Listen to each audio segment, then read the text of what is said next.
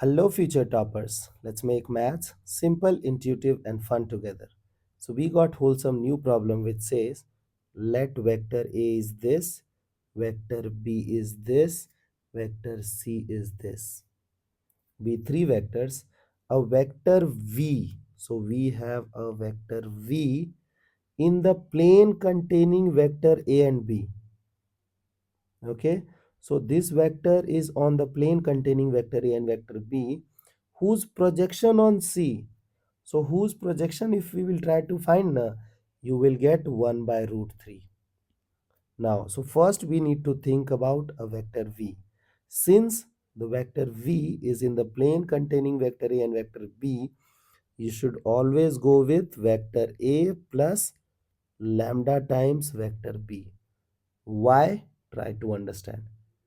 Since you know that this is vector A, this is vector B, okay, and if I'll ask you to add these two vectors, na, you will answer, sir, this vector A plus vector B.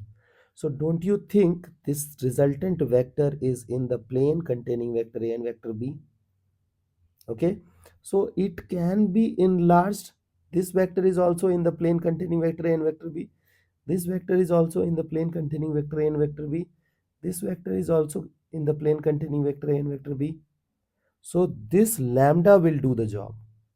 So this is your vector V.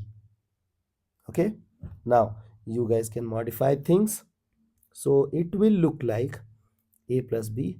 So it is 1 plus lambda I plus 1 minus lambda j plus 1 plus lambda k.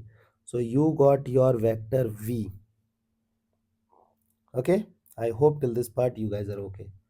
Now let's jump on to the next part. In next part we need to find out projection on C.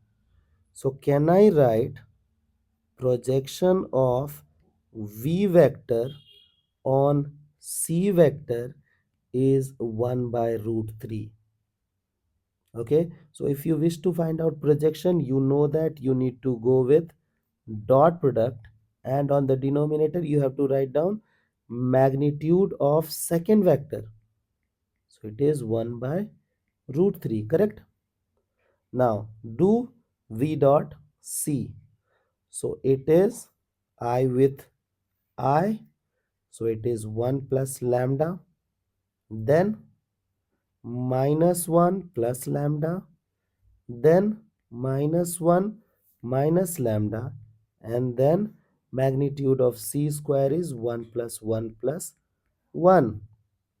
It is 1 by root 3. Now you can play fruit ninja. Root 3 gone. This one and this one gone. This lambda and this lambda gone. So we are left with lambda equals 2. Therefore the required value of lambda is 2. I hope the idea is clear and you guys can handle similar situations. So see you guys in next session of Mathflix.